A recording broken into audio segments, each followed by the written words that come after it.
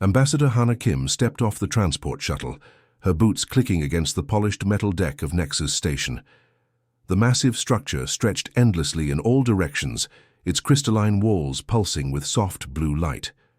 Ships from dozens of different worlds docked at various ports, their alien designs both beautiful and intimidating. She had dreamed of this moment since childhood, but now that she was here, the weight of responsibility pressed down on her shoulders like a mountain. Her escort, a floating mechanical sphere with 3 glowing eyes, hummed softly as it guided. Her through corridors filled with beings she had only seen in classified Earth files. Tall, graceful creatures with silver skin walked alongside stocky, 4-armed miners from the outer rim worlds.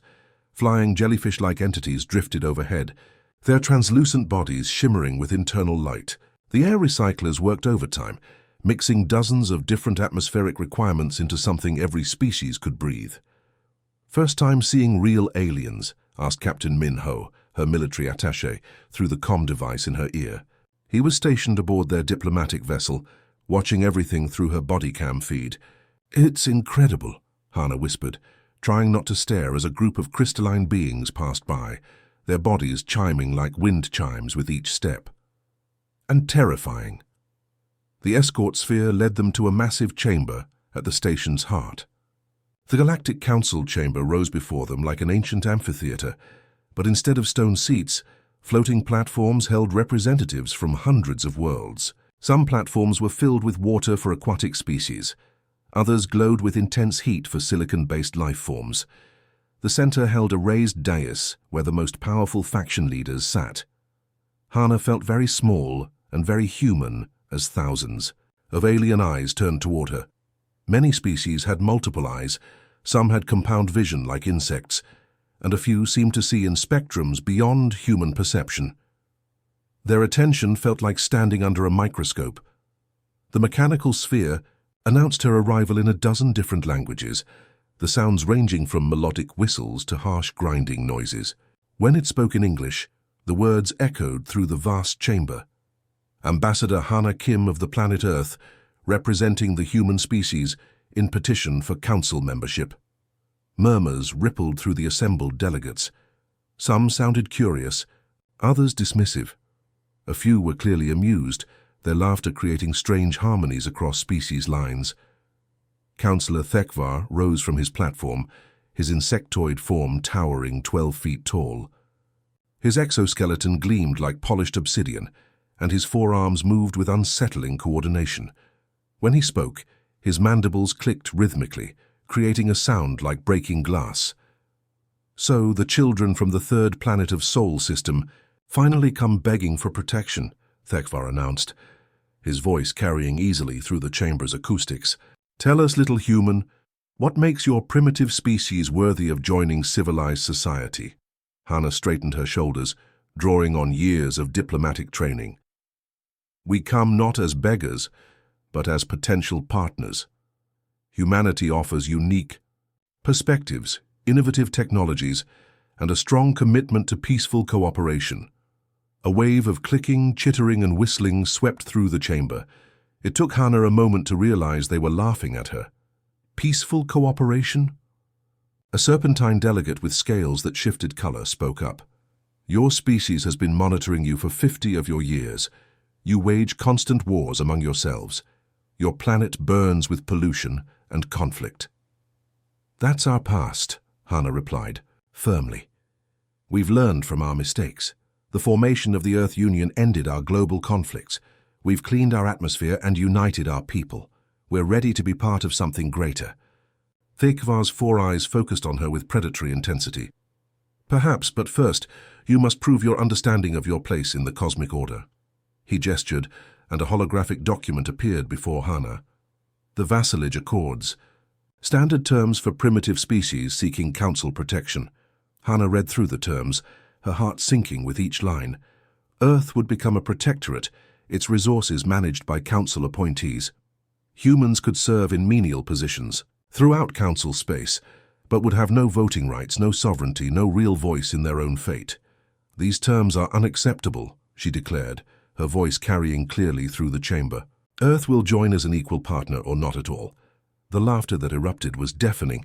Delegates from dozens of species found her statement hilarious.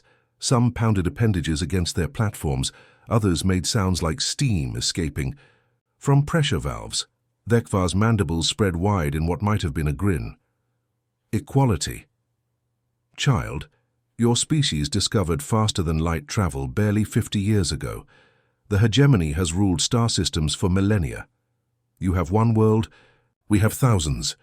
You offer nothing we cannot take by force if we choose. We offer our friendship freely given, Hana said, her voice steady despite the hostile crowd. That has value beyond any resource or territory. Friendship? HFY's laugh sounded like grinding metal. You misunderstand the nature of galactic politics. There are rulers and subjects, predators and prey. Nothing else matters.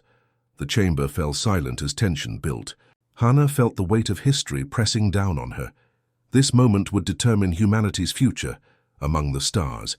She thought of her daughter back on Earth, of the billions of people counting on her to secure their place in the galaxy. Then, you've learned nothing from all your millennia of rule, she said quietly. Power without wisdom is just tyranny with better technology. HFY's compound eyes flashed with anger. The clicking of his mandibles grew rapid and harsh. You dare lecture us? Your species is an infant crying for attention in a universe of adults. Around the chamber, other powerful delegates nodded agreement. The mood shifted from amused condescension to active hostility. Hana realized with growing dread that she had miscalculated badly. These beings didn't just see humans as inferior, they saw them as potential threats to be eliminated. Guards, HFY commanded, his voice cutting through the chamber like a blade. Remove this insolent creature from our sight, permanently. Energy weapons hummed to life as armored beings moved toward the platform. Hana's hand instinctively moved to the diplomatic immunity badge on her chest, knowing it would be useless here. You're making a mistake, she said, backing toward the edge of the platform. Killing a diplomatic envoy will have consequences. The only consequence will be that other primitive species learn to approach us with proper humility, HFY replied. Execute her. Let this serve as a lesson to all who would challenge the Council's authority. The energy beam struck Hana in the chest, the impact throwing her backward off the platform. As consciousness faded, her final thought was of the quantum beacon implanted beneath her skin during her pre-mission surgery. The tiny device had been recording everything, transmitting her vital signs and location back to Earth in real time. Earth's Strategic Command would know within minutes that their ambassador was dead, murdered while under a flag of diplomatic immunity. They would know that humanity's peaceful overture had been answered with violence and contempt. As darkness claimed her, Hana Kim's last emotion was not fear or regret, but grim satisfaction. The Council had just made the biggest mistake in their long history. They thought they were eliminating a problem, but they had actually just awakened something far more dangerous than they could imagine. The beacon continued transmitting even after her heart stopped, sending Earth one final, terrible message. Humanity was alone in a hostile galaxy, and their enemies had just declared war. Admiral Lee Jun was reviewing fleet deployment reports when the emergency klaxon shattered the Pentagon's underground command center. Red lights bathed the situation room as duty officers scrambled to their stations. The massive holographic display that dominated the center wall flickered to life, showing real-time data streaming from deep space. Sir, we're receiving a priority. Quantum burst from Nexus Station, called out Lieutenant Kim Soo, her fingers dancing across the control interface. It's Ambassador Kim's beacon. Lee's coffee mug froze halfway to his lips. Every human diplomat carried a quantum-encrypted transmitter surgically implanted during their pre-mission preparation. The devices were designed to monitor vital signs and beam encrypted status updates back to Earth through folded space technology that bypassed normal communication delays. Put it on the main screen, Lee commanded, setting down his mug with deliberate care. The hologram shifted to display Ambassador Kim's biometric data. Heart rate, brain activity, blood pressure. All the markers of human life were being tracked in real time across impossible distances. Lee watched the readings with growing dread as they showed extreme stress, then panic, then nothing. Flatline, Across every measurement. Confirm the signal, Lee ordered, though his voice already carried the weight of terrible certainty. Around the room, officers stopped their conversations mid-sentence. Lieutenant Kim Soo's hands trembled as she ran the verification protocols. Confirmed, sir. Ambassador Kim is dead. Quantum resonance indicates the life signs terminated approximately 4 minutes ago. Preliminary data suggests execution by directed energy weapon. The room fell into stunned silence. You could hear the air recyclers humming and the distant sound of keyboards clicking as automated systems continued their work, oblivious to the tragedy that had just unfolded 300 light-years away. General Park Min, Lee's second-in-command, leaned forward in his chair. Could it be equipment malfunction, false reading? Negative, came the reply from the communications station. We're receiving her final transmission package now. Audio and visual data from her body camera, environmental sensors, everything. The main screen shifted to show the last minutes of Ambassador Kim's life. Lee watched in growing fury as the council members laughed at humanity's peaceful overture, as they dismissed Earth's offer of partnership with contempt, as they ordered the execution of a diplomatic envoy carrying a flag of truce. When the energy beam struck Hana Kim down, several officers in the room gasped. Admiral Lee's jaw tightened until his teeth ached. "Get me President Park on the secure line," he said quietly. "Now." The connection established within seconds. President Park Hyun appeared on a secondary screen, his face grave. He had been pulled from a cabinet meeting, still wearing his formal suit. "I'm seeing the same data you are, Admiral," the president said before Lee could speak. "Hana Kim is dead, murdered by the very beings she went to negotiate with. What are your orders, sir?" President Park was silent for a long moment, staring at something off camera. When he looked back, his eyes held a cold fire that reminded Lee why this man had been elected to lead humanity into the space age. "Protocol vengeance is authorized," Park said simply. "Full implementation. God help us all."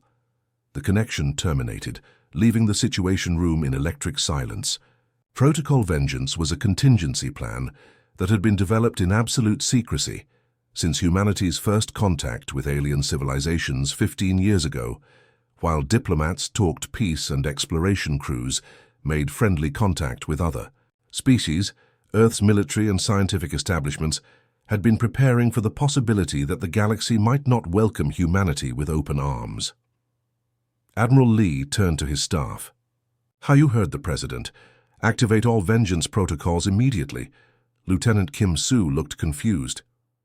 "Sir, I don't have those codes in my system." "Because you don't have the clearance," Lee replied, moving to his personal command console. He placed his palm on the biometric scanner and spoke clearly. "Admiral Lee Jun, authorization Crimson 77 Alpha. Protocol vengeance is now active." Hidden systems throughout the solar system began receiving encrypted signals. On the surface, nothing seemed to change. The space elevator continued lifting cargo to orbital stations.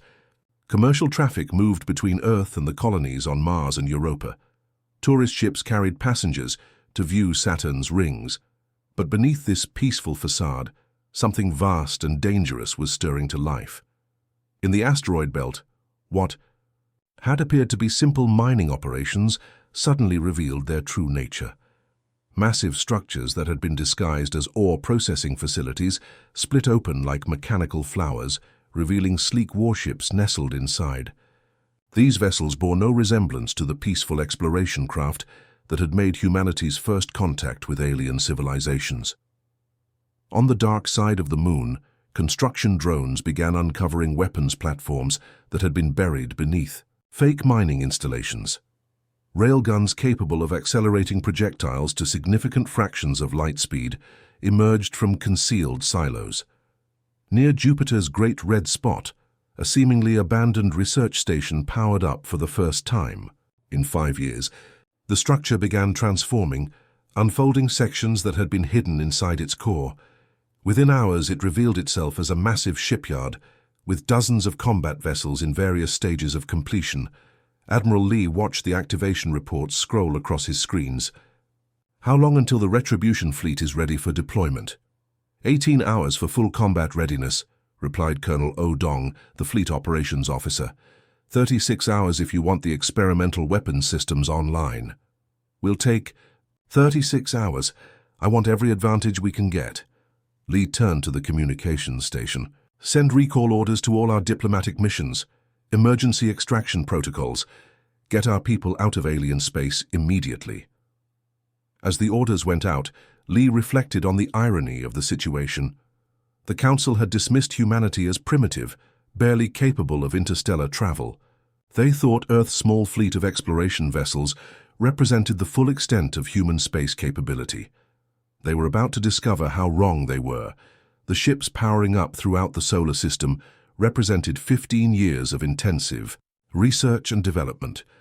Every piece of alien technology that humanity had encountered through trade or diplomacy had been studied, reverse-engineered, and improved upon.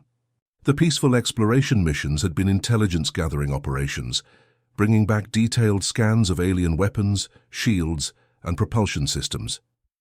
Humanity had learned from every species they met, but they had been very careful not to reveal the full extent of their own capabilities. The galaxy saw what Earth wanted them to see, a young species taking its first tentative steps among the stars. The reality was very different. "Sir," Lieutenant Kim Soo called out, "we're getting responses from our diplomatic missions. Ambassador Chen from the Zephyr Collective is requesting immediate extraction. She says their hosts have become hostile since news of the Council execution began spreading." "Get her out," Lee ordered. "Get them all out. From now on, humanity stands alone." He looked at the tactical display showing the positions of Earth's hidden fleet.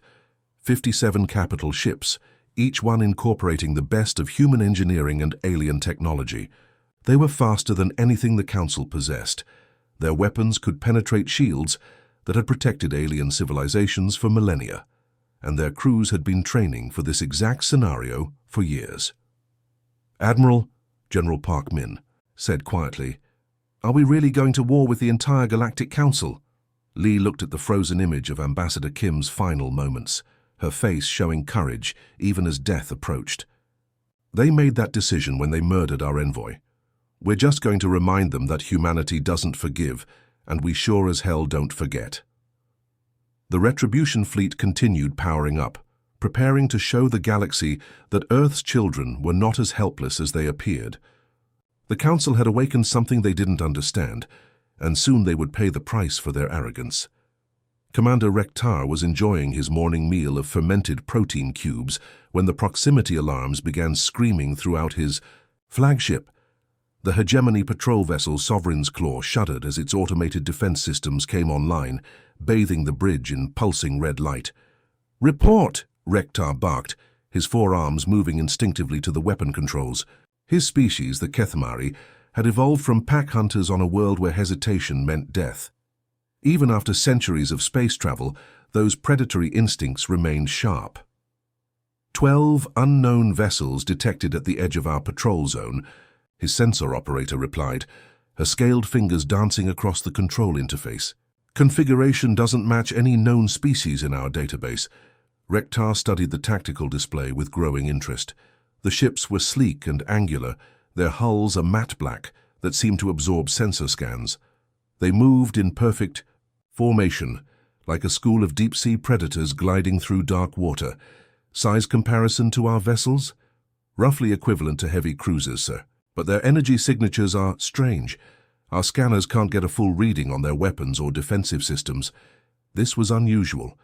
The hegemony had been the dominant military power in this sector for over 2,000 years. Their technology was considered the pinnacle of weapons engineering, their ships the most advanced in known space. Very few species could field vessels that registered as unknown to their sensors. "Hail them," Rektar ordered, settling back in his command throne. "Let's see what these newcomers want." The main view screen flickered to life, and Rektar found himself staring at a bipedal creature with pale skin and dark hair. The being's eyes were a cold blue, like ice on his homeworld during the killing season. Something about that gaze made Rektar's instincts whisper warnings. "I am Admiral Lee Jun of the Earth Retribution Fleet," the creature said, its voice carrying an edge that reminded Rektar of a blade being drawn from its sheath. You will return Ambassador Hana Kim's remains immediately and surrender all parties responsible for her murder. This is your only warning. Rektar's mandibles clicked in amusement. Humans. He had heard reports about this primitive species from the council debates. They had barely mastered interstellar travel, possessed only a handful of exploration vessels, and had just been denied membership in the galactic community after their diplomat was executed for insubordination. You dare threaten the hegemony. With your pathetic... The transmission cut abruptly as space around Rektar's fleet exploded into deadly light. The human ships opened fire simultaneously, their weapons creating streams of energy that defied everything Rektar knew about physics. Instead of the familiar particle beams or plasma bursts he expected, strange torpedo-like projectiles emerged from the enemy vessels. "Incoming weapons," his tactical officer shouted, raising shields to maximum. The torpedoes struck their defensive barriers and simply passed through them, as if the shields didn't exist. Rektar watched in horror as the projectiles phased directly through his ship's primary hull and detonated inside the engine compartment. "Impossible," he roared. "Nothing can penetrate hegemony shield technology." Around him, his bridge crew worked frantically to understand what was happening. The Sovereign's claw shuddered as internal explosions tore through its hull. Emergency lights flickered on as main power systems failed. On the tactical display, Rektar watched his other ships suffering the same fate. The human weapons seemed to ignore every defensive system the hegemony had developed over millennia. Worse, swarms of tiny objects were emerging from the human vessels, moving with impossible coordination. "Sir, we're detecting thousands of micro-drones," his sensor operator reported, her voice tight with panic. "They're infiltrating our computer networks." The bridge displays began flickering as the AI swarms invaded their systems. Weapons refused to fire, engines struggled to respond to commands, and life support systems started cycling erratically. It was as if the human machines were rewriting their ship's basic programming in real time. Rektar tried to order his ships to retreat, but the communication systems had been compromised. He could only watch helplessly as the human fleet methodically destroyed his patrol force with surgical precision. The Bloodhound's Fang exploded first, its fusion reactor overloading when the AI swarms convinced its safety systems that a containment breach was actually a normal operating condition. The Hunter's Pride followed seconds later, its quantum torpedoes detonating in their launch tubes after the drones corrupted the firing sequence. One by one, Rektar's ships died around him. The humans weren't just attacking with superior firepower, they were turning the hegemony's own technology against itself. Every system that made their vessels powerful was being corrupted and weaponized by the invading AI swarms. "Emergency broadcast to Hegemony Command," Rektar shouted over the alarms. "Unknown human fleet attacking with quantum phase weapons and adaptive AI systems. Request immediate." The Sovereign's claw bucked violently as another phase torpedo detonated inside the bridge section. Rektar felt something warm running down his face and realized it was his own blood. Through the smoke and sparks, he could see the human ships on his flickering view screen. They hung in space like mechanical angels of death, their weapons still glowing with residual energy. Not one of them showed any signs of damage. As his ship's hull began to crack open, venting atmosphere into the void, Rektar's final thought was a warning he would never be able to deliver. The humans weren't the primitive species the Council believed them to be. They were something far more dangerous. The explosion of the Sovereign's claw marked the end of the engagement. In less than 10 minutes, 12 hegemony vessels had been reduced to expanding clouds of superheated gas and twisted metal. The human fleet reformed into their perfect hunting formation and continued deeper into Council space. News of the massacre spread through subspace communication networks like wildfire. Emergency broadcasts reached Hegemony Command, Council stations, and alien worlds throughout the sector. The reports were almost identical.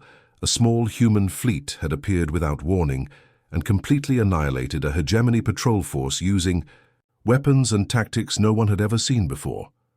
On the bridge of his flagship, Earth's Vengeance, Admiral Lee watched the tactical display with grim satisfaction. The first phase of their operation was complete.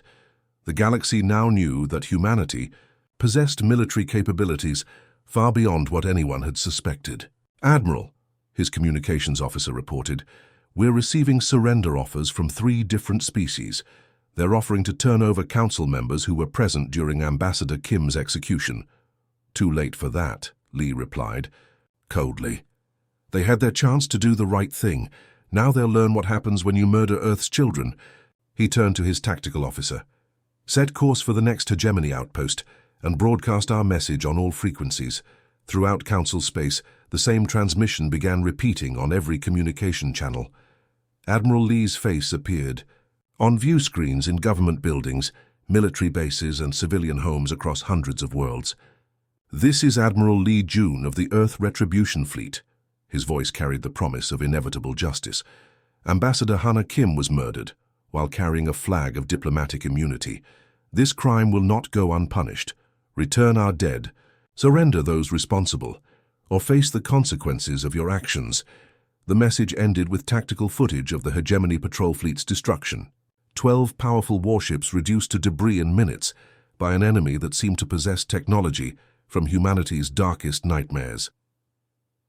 As the human fleet continued its advance, panic began spreading through the galactic community. The species that had dismissed Earth as primitive and harmless were realizing they had made a terrible mistake. Humanity wasn't just angry about their ambassador's death, they were systematically hunting down everyone responsible with the cold efficiency of apex predators. The hunt had begun, and the galaxy would never be the same. Fleet Commander Zoltek floated in his command pod, surrounded by holographic displays showing the most impressive defensive array ever assembled in galactic history. The Nexus system, heart of the Council's power, had been transformed into an impenetrable fortress over the past 72 hours. Massive orbital platforms bristled with quantum cannons capable of vaporizing entire moons. Shield generators created overlapping energy barriers that could deflect asteroid impacts. Minefields of gravitational bombs waited in the outer system, ready to tear apart any approaching fleet with artificial black holes. 300 warships from 12 different species formed defensive formations around the central station. The crystalline vessels of the Zephyr Collective gleamed like living jewels, their plasma weapons already charging. Sleek hegemony dreadnoughts hung in space like mechanical predators, their hulls scarred from countless battles. Even the mysterious Void Dancers had committed their shadow ships, vessels that seemed to exist partially outside normal space-time. "Sir, the human fleet has just dropped out of hyperspace at the system's edge," reported his sensor operator. "A 6-armed creature from the Kaleth Consortium." Zoltek studied the tactical display with growing unease. Only 50 human vessels faced his overwhelming force, but something about their approach made his combat instincts scream warnings. They moved in perfect synchronization, like a school of deep space predators that had already selected their victims. "Open a channel to all ships," Zoltek commanded. "Today we face an enemy that threatens the very foundation of galactic civilization. These humans believe they can challenge the Council's authority with violence. We will show them the price of their arrogance." Cheers and battle cries erupted from hundreds of species across the communication network. The assembled fleet represented the greatest military powers in known space. No single species had ever successfully challenged such a force. The human ships continued their approach, ignoring the gravitational mines that should have torn them apart. The weapons simply passed through the human vessels, as if they existed in a different dimension. Warning klaxons began sounding throughout the defensive fleet. "Impossible," whispered his tactical officer. "Those mines generate actual black holes. Nothing can phase through them." Admiral Lee's transmission suddenly filled every screen in the system. His face appeared simultaneously on military displays, civilian broadcasts, and even personal communication devices. The human's eyes held the cold certainty of someone who had already won the battle. "This is your final opportunity," Lee said, his voice carrying across hundreds of worlds. "Surrender those responsible for Ambassador Kim's death, or face the consequences of your actions." From the safety of Nexus Station's heavily shielded command center, Councillor Thekvar's arrogant voice crackled across the communication channels. "You are outnumbered 6-1, Primitive. Your pathetic fleet cannot possibly—" The transmission cut abruptly as Admiral Lee gave a simple hand signal to his weapons officers. What followed was unlike any battle in recorded galactic history. The human ships seemed to flicker in and out of existence, their quantum phase drives, allowing them to appear anywhere in the battle space without warning. One moment they were approaching the outer defensive line, the next they materialized inside the formation of hegemony dreadnoughts. Zoltek watched in horror as the humans opened fire with weapons that defied every law of physics he understood. Instead of energy beams or projectile weapons, the human ships launched what appeared to be controlled tiers in space-time itself. These reality rifts passed through shields, armor, and hull plating as if they were made of mist. The first hegemony. Dreadnought simply ceased to exist where the rift touched it. Not destroyed or vaporized, simply deleted from reality, leaving a perfectly spherical void in space where a massive warship had been moments before. "All ships, concentrate fire on the human vessels," Zoltek shouted into his communicator. "Use everything we have." The response was immediate and overwhelming. Hundreds of weapons fired simultaneously, creating a light show visible from the system's outer planets. Quantum torpedoes, plasma cannons, gravitational crushers, and exotic energy weapons all converged on the human fleet.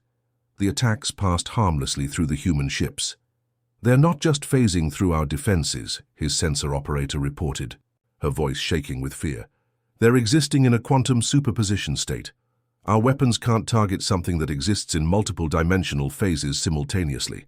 Meanwhile, swarms of microscopic drones were emerging from the human vessels. These AI constructs moved through space like living clouds, infiltrating every electronic system they encountered. Within minutes, Zoltek's own ships began turning, their weapons on each other, as the drones corrupted their targeting systems. The crystalline vessels of the Zephyr Collective, renowned for their perfect coordination, suddenly broke formation and began firing randomly. Their plasma weapons, redirected by human AI, carved through their own support ships. Screams of confusion and terror filled the communication channels as ship captains lost control of their own vessels. A massive orbital platform, armed with enough firepower to sterilize a planet, slowly rotated to aim its weapons at the defensive fleet. Its AI had been completely subverted, convincing it that the Council's ships were actually the enemy. "This isn't warfare," Zoltek whispered, watching his carefully planned defense collapse into chaos. "This is systematic extermination." The Void Dancers, masters of dimensional manipulation, tried to retreat into their shadow realm. The human ships followed them, somehow tracking targets that existed partially outside normal space. Reality rifts tore through the shadow dimension itself, destroying vessels that had never been touched by conventional weapons. One by one, the orbital platforms fell silent. Some were deleted by reality weapons, others turned against their allies by AI swarms, and a few simply shut down as their computer systems were overwhelmed by human cyber warfare. Massive structures that had taken decades to build became twisted wreckage tumbling toward the planet below. The planet's surface lit up with impact flashes as debris rained down from orbit. Each piece of falling wreckage had once been part of the galaxy's most advanced defensive systems, now reduced to burning scrap metal. Zoltek's own flagship shuddered as human AI invaded its systems. His weapons wouldn't respond to commands, life support was cycling erratically, and the engine controls had locked him out completely. Around him, his crew worked frantically to regain control of their own ship. "Sir, we're receiving surrender signals from the remaining fleet elements," his communications officer reported. "The consortium ships are requesting immediate evacuation. The collective vessels are abandoning their positions." Through the chaos, Zoltek could see the human fleet reforming into their perfect hunting formation. They had systematically dismantled the greatest military force in galactic history without losing a single vessel. Their ships showed no signs of damage. Their formations remained precise, and their weapons were still glowing with deadly energy. As the last Council warship exploded in a burst of plasma fire, Admiral Lee's voice echoed through the system once again. The Council chose violence over justice. This is the result of that choice. The human fleet began moving toward Nexus Station itself, their intent unmistakable. The crystalline structure that had housed the galactic government for millennia now stood defenseless, its protective fleet scattered as burning debris across the void. Zoltek realized with growing horror that this had never been a battle. It had been a demonstration. The humans had used the Council's own arrogance against them, allowing them to gather their greatest military assets in one place before systematically destroying them all. These weren't desperate primitives making a futile gesture of revenge. They were apex predators who had spent decades studying their prey, learning every weakness, preparing for this exact moment. The hunt was almost over, and the galaxy would never underestimate humanity again. The outer hull of Nexus Station cracked like an eggshell as human breach pods slammed into its crystalline surface. Councillor Thekvar felt the vibrations through the deck plating of his private chambers, each impact sending waves of terror through his insectoid nervous system. Emergency lights bathed the corridor outside in pulsing red as station security forces tried desperately to repel the boarders. The sounds of battle echoed through the ventilation systems, energy weapons discharging, alien screams of pain, and underneath it all, the steady march of armored boots advancing deeper into the station. Thekvar's four hands shook as he tried to activate his personal communicator. Security command, respond. How many humans have boarded the station? Static filled the channel for several seconds before a terrified voice answered. Sir, we count at least 200 Marines, but they're moving through areas that should be impossible to reach. They're cutting through bulkheads like they're made of paper, and their weapons are doing things we've never seen before. The councillor pressed his compound eyes against the security monitor, watching feeds from throughout the station. Human soldiers moved through the corridors like mechanical ghosts, their powered armor absorbing energy weapon hits that should have been fatal. The suits were works of art and engineering, sleek black surfaces covered with sensors and micro-weapons that tracked targets automatically. What terrified him most was their silence. No battle cries, no communication chatter, just the steady advance of predators who had already selected their prey.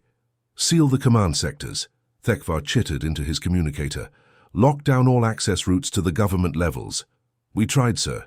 Their breach charges are opening blast doors that were designed to withstand orbital bombardment.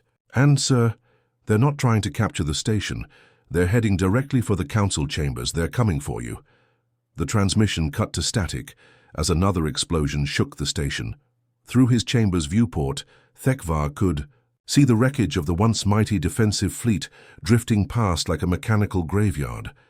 Pieces of ships from a dozen species tumbled through space, their crews either dead or fleeing in escape pods.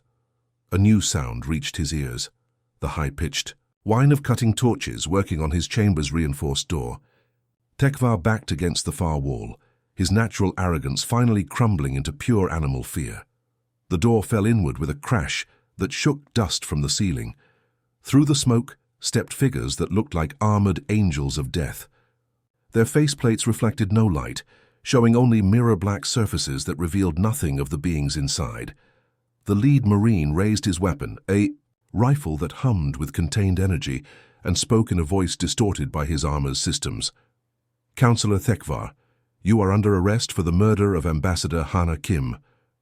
Behind the Marines, Admiral Lee Jun entered the chamber. He had removed his helmet, revealing a face carved from stone. His eyes held the cold certainty of someone who had crossed half the galaxy for this moment. You called us primitive, Lee said quietly, his voice carrying more menace than any shout. You thought we were weak because we sought peace. That was your mistake. Thekvar's mandibles clicked frantically as he tried to find words. The being who stood before him bore no resemblance to the desperate, pleading species he had imagined humans to be. This was something far more dangerous, a predator who had been underestimated by his prey. Please, Thekvar chittered, his species' natural arrogance finally crumbling completely. This was all a misunderstanding. Cultural differences, nothing more. We can negotiate, find a peaceful solution. The Council is willing to discuss reparations, trade agreements. Ambassador Kim tried to negotiate, Lee interrupted, his voice never rising above a conversational tone. She came to you in peace, carrying a flag of diplomatic immunity. You responded by ordering her execution. The Admiral gestured to his Marines, who moved with mechanical precision to secure the chamber. You made your choice when you murdered our envoy. Now you face the same choice she did. Within the hour, a tribunal had been established in the Council's main chamber. The same room where Ambassador Kim had been executed now served as a courtroom where her killer would face justice. Representatives from the surviving Council species were brought in as witnesses, their faces showing various expressions of shock, fear and resignation. The evidence was overwhelming. Video recordings from Kim's body camera, testimony from station personnel, and the Council's own security footage showing Thekvar giving the execution order. The trial was swift but thorough. Under both human and galactic law, the murder of a diplomatic envoy under a flag of truce was a capital crime. The defendant had not only admitted to the act, but had done so publicly, broadcasting it as a warning to other species. Admiral Lee served as both prosecutor and judge, his voice carrying across the chamber with absolute authority. Councillor Thekvar, you have been found guilty of the premeditated murder of Ambassador Hana Kim, a diplomatic representative operating under the protection of galactic law. The sentence is death, to be carried out by the same method used against the victim. As the energy weapon powered up, the same type that had killed Ambassador Kim, Thekvar's final words were a desperate plea for mercy that fell on deaf ears. The execution was broadcast throughout Council space, carried by the same communication networks that had once spread news of Kim's death. This time the message was very different. Admiral Lee's face appeared on screens across hundreds of worlds as he delivered humanity's final statement to the galaxy. Let this serve as a lesson to all who would harm Earth's children. We are a peaceful species, but we are not a helpless one. We sought friendship and were answered with violence. We offered cooperation and received contempt. Cross us at your peril. The broadcast continued with footage of the fleet battle, showing human ships systematically dismantling the galaxy's greatest military force. The message was clear. Humanity possessed capabilities far beyond what anyone had suspected, and they were willing to use them when their people were threatened. Within days, surrender offers poured in from across Council space. Species that had participated in or supported Kim's execution begged for mercy. Trade routes were opened, reparation payments authorized, and formal apologies issued. The Retribution fleet began its journey home, leaving behind a transformed galaxy. The balance of power had shifted forever. No longer would humanity be dismissed as a primitive species seeking acceptance. They had announced their arrival on the galactic stage, not with words or diplomacy, but with the thunder of their weapons and the silence of their enemies. On Earth, crowds gathered to welcome home the fleet that had avenged their murdered ambassador. Admiral Lee stood on the bridge of his flagship, watching his home planet grow larger in the view screen. Sir, his communications officer reported, we're receiving requests from over 30 species asking to establish formal diplomatic relations with Earth. Lee nodded grimly. Tell them we'll consider their requests, but they'll be dealing with us as equals now, not as primitives begging for acceptance. The galaxy had learned a hard lesson about humanity. They were indeed a peaceful species, preferring negotiation to conflict. But when their people were threatened, when their trust was betrayed, they became something far more dangerous. They became vengeful. The Council, what remained of it, agreed to every one of Earth's demands. Full recognition of human sovereignty, massive reparation payments, and most importantly, the understanding that humanity would never again be dismissed as a lesser species. Ambassador Hana Kim's death had been intended as a warning to keep primitive species in their place. Instead, it had awakened a sleeping giant that would reshape the galaxy's balance of power forever. Humanity had paid the ultimate price for their place among the stars, but they had also proven they were willing to collect that debt with interest. The end.